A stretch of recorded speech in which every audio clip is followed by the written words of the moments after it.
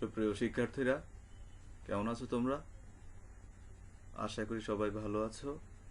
Online ক্লাসে তোমাদের সবাইকে অনেক অনেক স্বাগতম।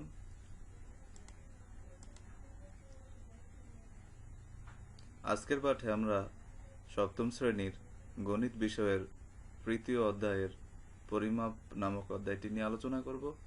তো আমি আমার গত ক্লাসে ত্রিভুজের ক্ষেত্রফল, ত্রিভুজ সংক্রান্ত গাণিতিক সমস্যার সমাধান নিয়ে আলোচনা করেছি। সেখানে তোমরা দেখেছো ত্রিভুজ সংক্রান্ত গাণিতিক সমস্যা কিভাবে সমাধান করে। আজকের পাঠে আমরা শিখব সামান্তরিক কি, সামান্তরিকের ক্ষেত্রফল নির্ণয়ের সূত্র এবং সামান্তরিক সংক্রান্ত গাণিতিক সমস্যার সমাধান। আজকে আমরা এই বিষয়গুলো নিয়ে আলোচনা করব। তো তোমরা সবাই একটু মনোযোগ সহকারে দেখতে থাকো, তাহলে আশা করছি এই পাঠ সম্পর্কে তোমাদের আর কোনো সমস্যা থাকবে না।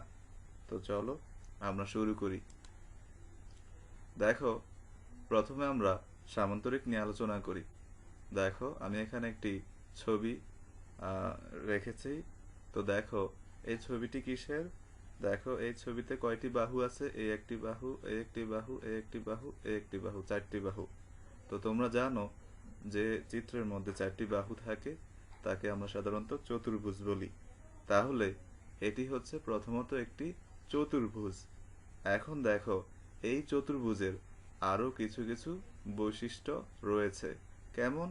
দেখো, এই চতুর্ভুজের এই যে বিপরীত বাহুগুলা, এই বাহু আর এই বাহু, অর্থাৎ বিপরীত বাহুগুলা পরস্পর সমান এবং সমান্তরাল। একইভাবে এই বাহু আর এই বাহু, এই বিপরীত বাহু দুইটি সমান এবং সমান্তরাল। তো আমরা যে চতুর্ভুজের বিপরীত বাহুগুলো সমান এবং সমান্তরাল, ওই রকম চতুর্ভুজকে আমরা সামান্তরিক বলি। তাহলে সামান্তরিকের সংজ্ঞা আমরা কিভাবে দিব?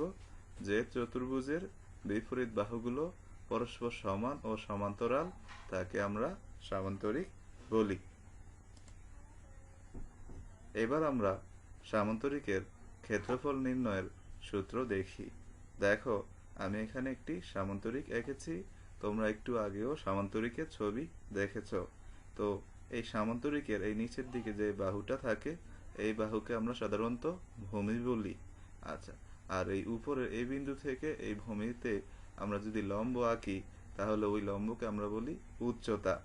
এইবার দেখো, যদি কোনো সামান্তরিকের ভূমি এবং উচ্চতার মান জানা থাকে, তাহলে খুব সহজে আমরা সামান্তরিকের ক্ষেত্রফল নির্ণয় করতে পারি। অর্থাৎ এই অংশটুকু, এই জায়গাটুকু আমরা পরিমাপ করতে পারি। এই জায়গাটুকুকে আমরা বলেছি সামান্তরিকের ক্ষেত্রফল।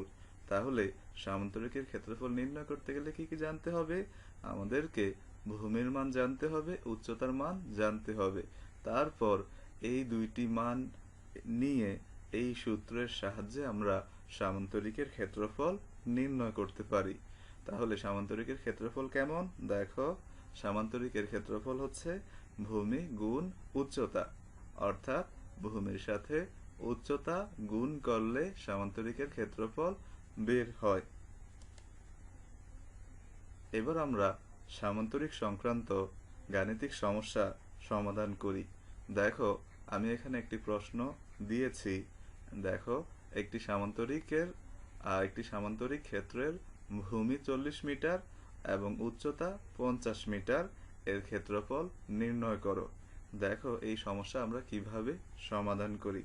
তো এখানে একটি সামান্তরিকের কথা বলা হয়েছে। মনে করো এই যে এইটি একটি সামান্তরিক, দেখেছো? এটি একটি সামান্তরিক।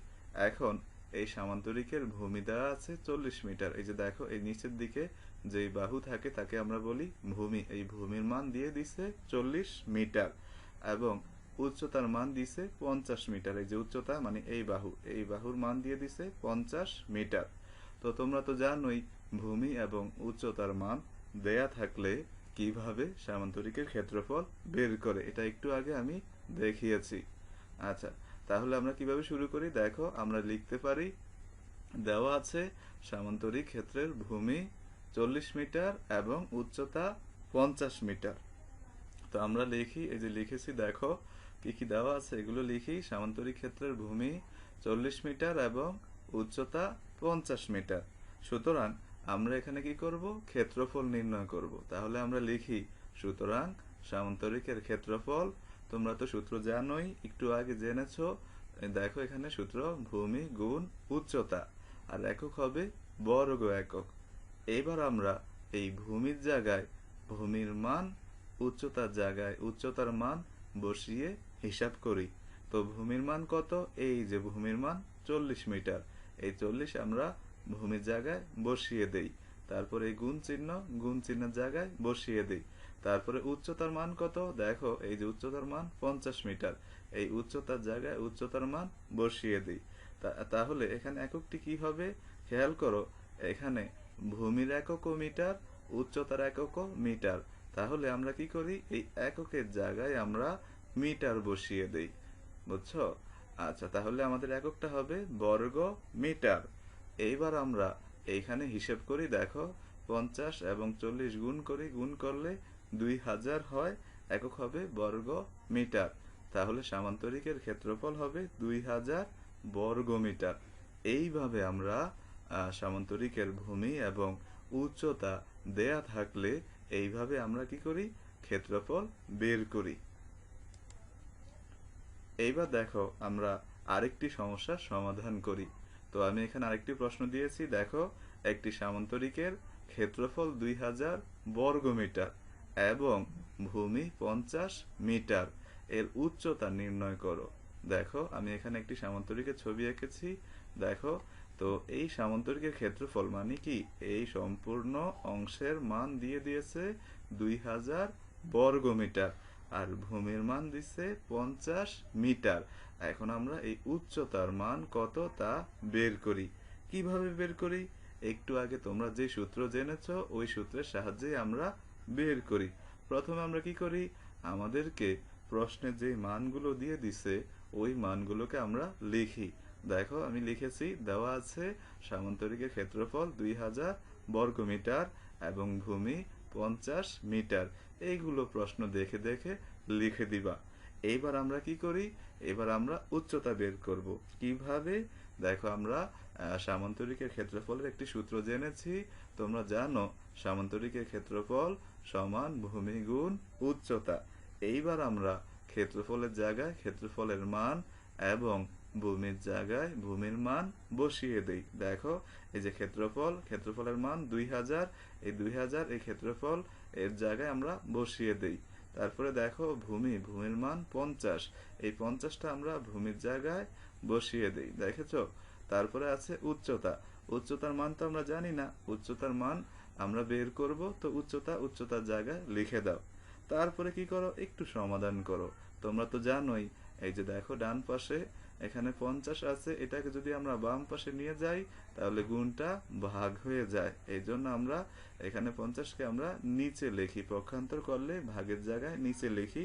তারপরে আমরা 2000কে 50 দ্বারা ভাগ করি, ভাগ করলে কি হয়, 40। তাহলে এই 40ই হচ্ছে আমার উচ্চতার মান।